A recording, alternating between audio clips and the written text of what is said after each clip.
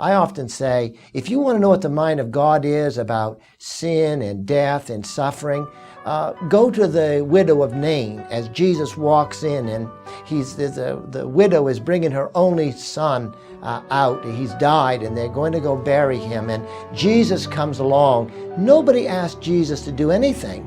Nobody says, oh, can't you bring him back to life? No. Jesus just looks at what's going on, and without anybody asking, he reaches down, he touches the young man, and he says, rise up. That's the heart of God with view to suffering. We as Christians, at least, do not expect everything to be perfect on this earth. That's our hope. Our hope is there's coming a day when Christ will return, and there will be a rule of righteousness.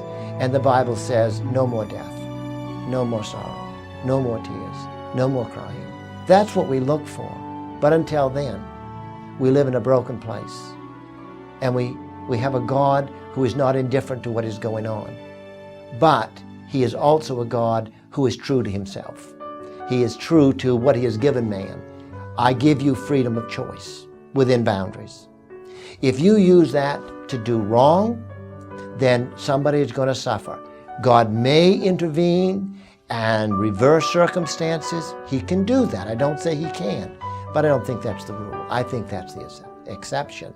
But he's always there with his care, with his love, his comfort to see that we can get through this.